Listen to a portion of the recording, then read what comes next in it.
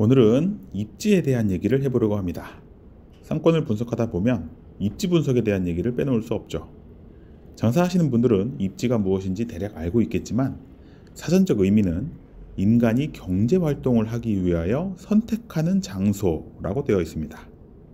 쉽게 말하면 상권은 영역이고 입지는 구체적인 자리를 뜻합니다.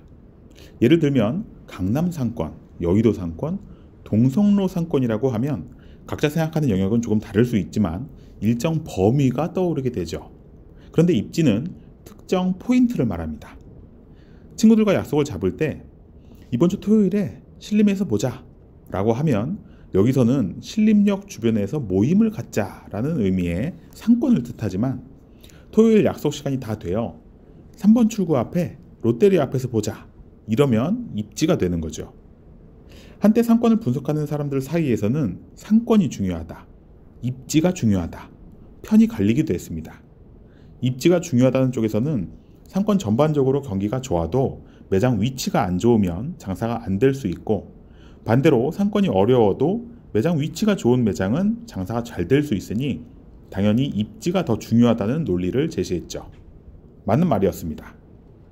반대로 상권이 중요하다는 편에서는 아무리 위치가 좋아서 매장이 잘 되더라도 상권 전체적으로 매력이 떨어져서 유동성이 떨어지면 그 매장도 결국에는 감소할 수밖에 없다는 논리였습니다. 이 말도 역시 일리가 있었죠. 사실 결론부터 얘기하면 둘 다 중요합니다.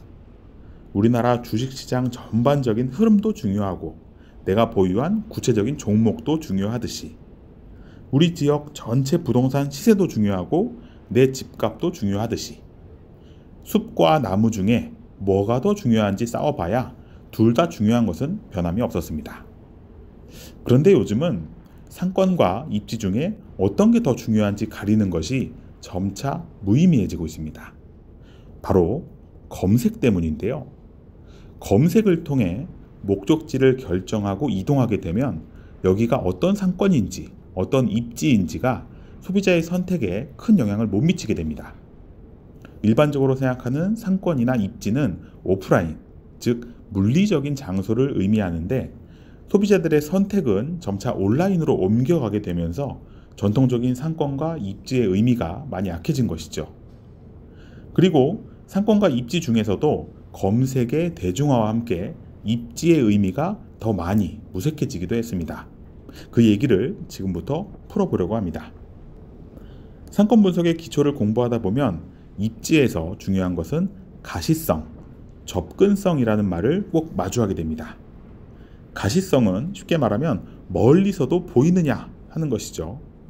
그래서 매장 전면의 길이가 넓게 빠진 자리인지, 상가의 코너 자리에 위치해서 두 개 길을 이용하는 유동인구에게 모두 매장을 노출할 수 있는지, 길 반대편에서도 보이는지, 주차 공간이나 건물 구조상 인도에서 몇 미터 정도 들어가 있는지 이런 것들이 중요했습니다. 가시성이 좋은 자리들은 보증금 월세가 비싸기도 했고요. 지금도 물론 그렇습니다.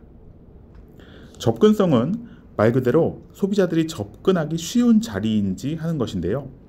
횡단보도 앞에 위치하는 매장이라든지 지하철역 출구 방향이나 버스 정류장에서 몇 미터 떨어진 자리인지 이런 것들이 접근성을 체크하는 요소였습니다. 1층이 지하나 2층보다 세가 비싸고 2층은 3층보다 비싸고 이런 것도 접근성 때문이었죠. 자, 그런데 가시성이나 접근성이 좋다는 건 결국 무엇을 위한 조건인지 눈치채셨나요? 바로 소비자의 인지와 연관되어 있습니다. 내가 저 매장이 저 위치에 있다는 것을 알고 찾아가기 쉬운 동선에 있어야 소비로 이어질 확률이 있으니 중요했던 거죠. 그래서 입지는 인지다라는 말이 있습니다. 그런데 앞서 말했듯이 온라인 검색이 일반화되는 시대에는 이 인지가 핸드폰에서 이루어집니다. 사거리에 서서 주변을 돌아보며 매장을 찾는 게 아니라 핸드폰에서 찾는 시설을 검색하면 위치가 표시되고 가는 길까지 안내해 주니까요. 심지어 여기서는 추천까지 이루어집니다. 그 중에 어떤 매장이 더 별점이 높고 후기가 좋은지 알려주니까요. 이런 상황이면 간판이 크고 잘 보이는 높은 위치에 달려야 하고 전면이 넓거나 코너인 자리를 고집할 필요가 있을까요? 아니면 횡단보도, 지하철역, 버스 정류장과 최대한 가까운 자리를 고집할 필요가 있을까요? 시대가 변해서 이제는 그런 전통적인 입지의 개념이 중요하지 않겠구나 생각할 수 있죠. 그런데 이대로 끝이 아닙니다. 아직 속단하지 말고 좀 더 들어보시죠. 이렇게 검색이 일반화되면서 소위 좋은 자리라고 평가되는 비싼 월세를 가진 자리들이 힘이 빠진 것은 사실입니다. 코로나 기간은 특히 심했는데 국내 주요 상권에서 발생한 수많은 공실들이 대부분 입지가 좋다고 평가되는 대로변 메인 거리였던 것을 생각해 볼 수 있습니다. 요즘 같은 검색 시대에 굳이 비싼 월세를 부담하고 적자까지 감수하면서 비싼 위치를 고집할 필요가 있는지가 대로변에서 공실이 발생한 원인이었거든요. 그런데 여기서 중요한 개념이 등장합니다. 바로 목적성인데요. 업종별로, 업태별로 목적성의 강도가 다르다는 사실입니다. 말이 어렵죠? 쉽게 풀이해 보겠습니다. 우리가 종종 생활 편의시설이라는 말을 할 때가 있습니다. 어디를 가나 있는 업종들을 생각하면 되는데요. 대표적으로 편의점을 생각해 보면 됩니다. 혹시 편의점이 2층에 있는 것을 본 적이 있으신가요? 아니면 편의점인지 아닌지 알아볼 수 없게 어두운 외관을 가지고 있거나 간판이 없는 편의점을 본 적이 있나요?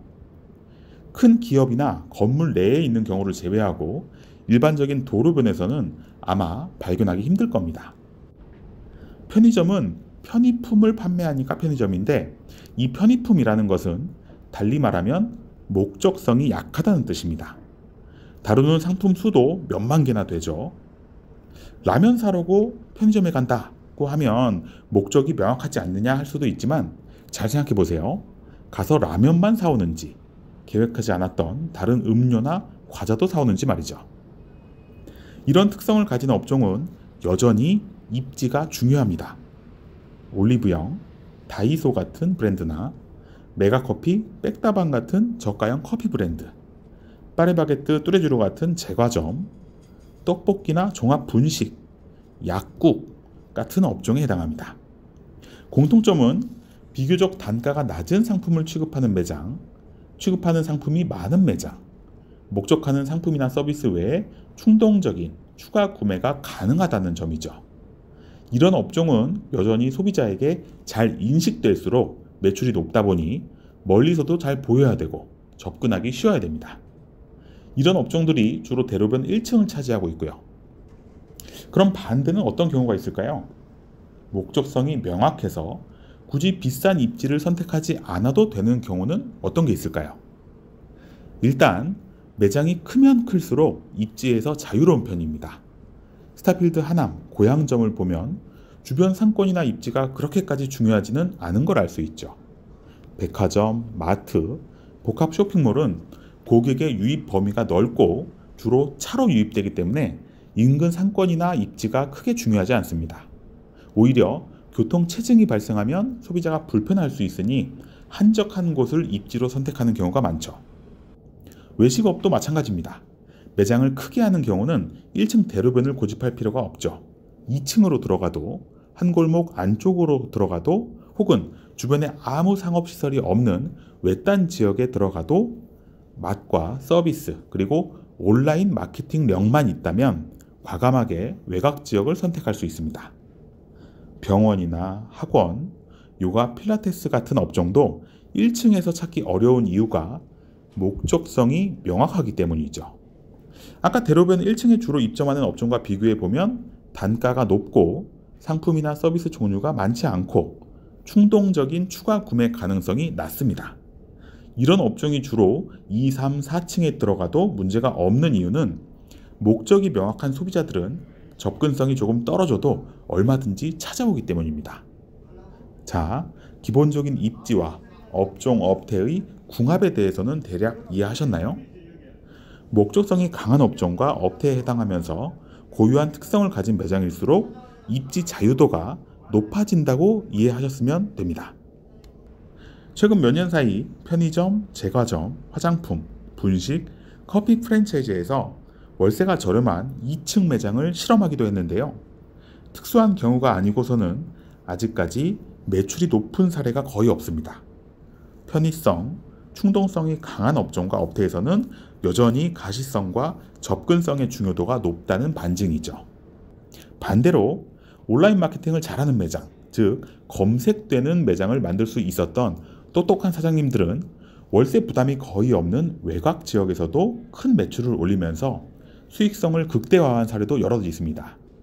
이런 경우는 입지를 볼 게 아니라 어떻게 온라인 검색에서 높은 자리를 차지할 수 있었는지 노하우를 배워야겠죠. 같은 상권인데 월세가 비싼 좋은 자리와 월세는 싸지만 한 골목 안으로 들어가는 자리를 고민하는 예비 창업자, 혹은 1층 자리가 부담돼서 2층이나 지하로 옮겨야 하나 고민하는 프랜차이즈 점포개발 담당자라면 내 매장의 상품과 서비스 수준이 불편함을 감수하고라도 찾을 만큼 고유한지 자신 있는지 생각해 보시기 바랍니다. 나는 그런 경쟁력이 있다고 생각하지만 소비자들은 그런 어색한 매장 위치를 생각보다 선호하지 않는다는 사실도 꼭 기억하시고요. 요즘은 입지가 좋지 않은 골목이나 층수에 들어간 비슷한 컨셉의 매장이 많아지고 있으니 유사한 매장을 꼭 가보시기 바랍니다. 상권 읽어주는 남자 주일장이었습니다. 좋아요, 댓글, 구독, 알림 설정.